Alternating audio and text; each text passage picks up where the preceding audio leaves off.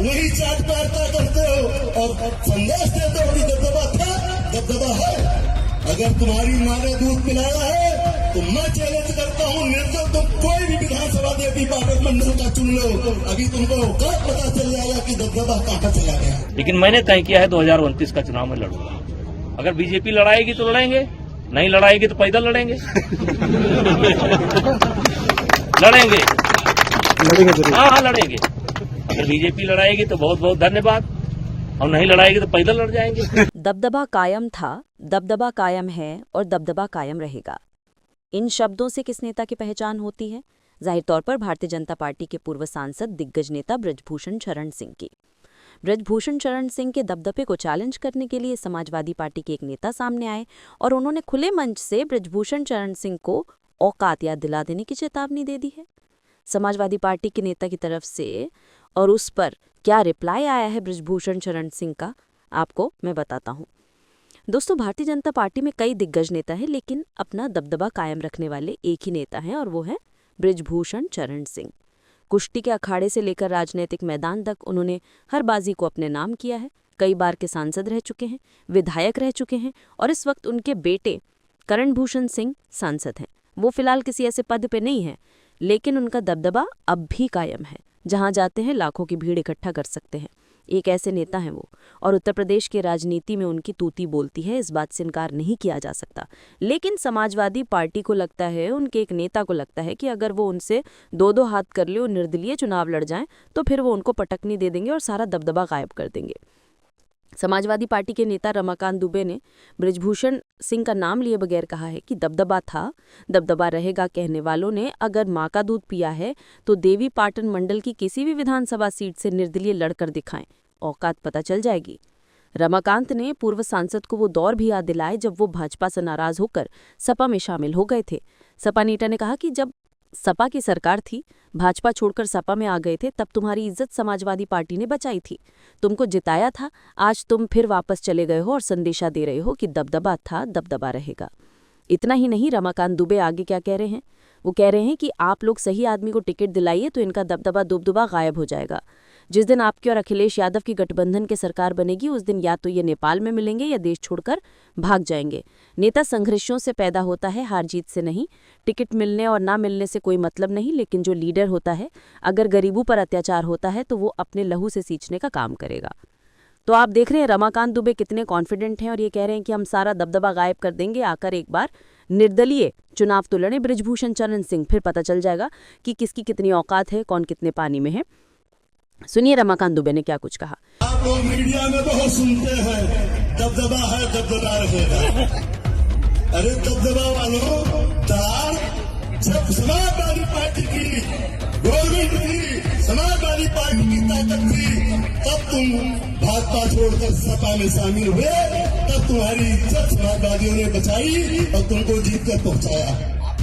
आज तुम फिर चले गए हो वापस, वही चाट पारता करते हो और संदेश देते हो कि दबदबा था, दबदबा है। अगर तुम्हारी माँ ने दूध पिलाया है तो मैं चैलेंज करता हूँ, निर्दल तुम कोई भी विधानसभा देवी पार्षद मंडल का चुन लो, अभी तुमको औकात पता चल जाएगा कि दबदबा कहाँ चला गया। मैं परिस्थिति जन रिटायर कर दिया गया। मेरे क्षेत्र की जनता मुझे नहीं रिटायर करना चाहती थी। हालांकि मेरे बेटे को टिकट दिया पार्टी ने, लेकिन मेरे क्षेत्र की जनता मुझे सांसद के रूप में देखना चाहती थी। मैंने भी उस निर्णय को स्वीकार किया। आज भी मेरे देवीपाटन मंडल की जनता मुझे सांसद के रूप में देखना चाहती है और इसलिए मैंने तय किया है। वैसे तो करने धरने वाला सब ईश्वर है, लेकिन मैंने तय किया है 2029 का चुनाव में लड़ूंगा। अगर बीजेपी लड़ाएगी तो लड़ेंगे, नहीं लड़ाएगी तो पैदल लड़ेंगे। लड़ेंगे जरूर। हाँ लड़ेंगे। अगर बीजेपी लड़ाएगी तो बहुत बहुत धन्यवाद, और नहीं लड़ाएगी तो पैदल लड़ जाएंगे। हालांकि रमाकांत दुबे का ये जो खुला चैलेंज है बृजभूषण शरण सिंह तक पहुंच गया है और बृजभूषण शरण सिंह ने इस पर प्रतिक्रिया भी दी है। आखिरकार समाजवादी पार्टी के ये नेता हैं कौन, ये जानिए। रमाकांत दुबे रहरा बाजार क्षेत्र के अधीनपुर गांव के रहने वाले हैं। वो बलरामपुर सदर विधानसभा सीट से टिकट के दावेदार रह चुके हैं। उनकी बहू शिल्पा राज अनुसूचित जाति समुदाय से हैं, जबकि विश्वम ब्राह्मण समुदाय से आते हैं। दुबे साल 2005 में निर्दलीय जिला पंचायत सदस्य भी रह चुके हैं और ग्राम पंचायत चुनाव भी लड़ चुके हैं। एक इस लेवल का नेता एक उस लेवल के नेता को सीधा चैलेंज दे रहा और कह रहा है कि भैया आप मैदान में आइए, तब पता चलेगा कि आपने माँ का दूध पिया है कि नहीं पिया है। आपको आपके औकात याद दिला देंगे। लेकिन बृजभूषण चरण सिंह जिस नेचर के व्यक्ति हैं, जिस तरह के वो व्यक्ति हैं, उस पर जो उन्होंने जवाब दिया है वो सूट नहीं कर रहा है। सभा नेता की चुनौती पर बृजभूषण चरण सिंह ने कहा है कि मैं ऐसे लोगों के बयान पर कोई भी जवाब नहीं देना चाहता। सीधा तौर पर वो कह रहे हैं कि मैं कोई जवाब नहीं दूंगा, यानी कि इग्नोर कर रहे हैं। समाजवादी पार्टी के नेता मंच पर खड़े होकर औकात याद दिला देंगे, माँ का दूध पिया है कि नहीं, ये सब बातें कर रहे हैं। और बृजभूषण चरण सिंह कितनी आसानी से कह रहे हैं कि मैं ऐसी बातों पर कोई प्रतिक्रिया नहीं देता हूँ, क्योंकि वो जानते हैं कि वो कितने पानी में है, उनका रसूख क्या है अपने इलाके में।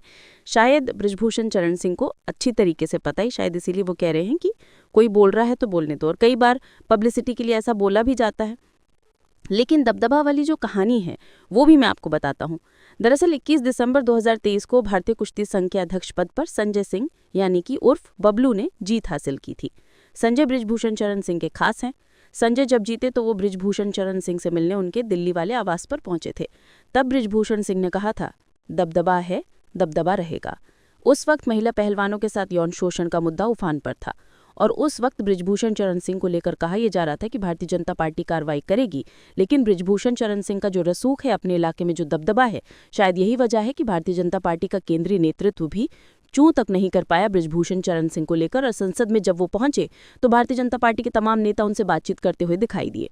कहीं लग नहीं रहा था कि भारतीय जनता पार्टी को वो जो महिला पहलवानों वाला मुद्दा है उससे कोई फर्क पड़ा है, या फिर बृजभूषण चरण सिंह की अगर छवि खराब हो रही है तो उससे भारतीय जनता पार्टी को कोई मतलब भी है।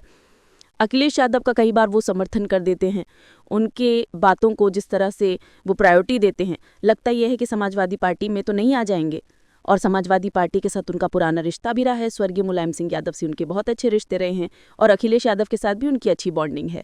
भले ही वो भारतीय जनता पार्टी में है, लेकिन एक वक्त वो समाजवादी पार्टी में भी रहे हैं और समाजवादी पार्टी से खास तौर पर अखिलेश यादव, मुलायम सिंह यादव से उनका जो कनेक्शन रहा है, शायद यही वजह है कि बृजभूषण चरण सिंह जिस तरह की बयानबाजी देते हैं, पार्टी लाइन से हटकर कई बार बोल जाते हैं, लेकिन उनको लेकर कोई चू नहीं करता है। उनका दबदबा ही इसी बात से है। और अब जब समाजवादी पार्टी के एक नेता मंच पर खड़े होकर उनको औकात याद दिलाने की बातें कर रहे हैं तो उत्तर प्रदेश की राजनीति खोलने लगी है। लेकिन बृजभूषण चरण सिंह बड़ी आसानी से कह रहे हैं कि मैं ऐसी बातों पर कोई प्रतिक्रिया नहीं देता हूं।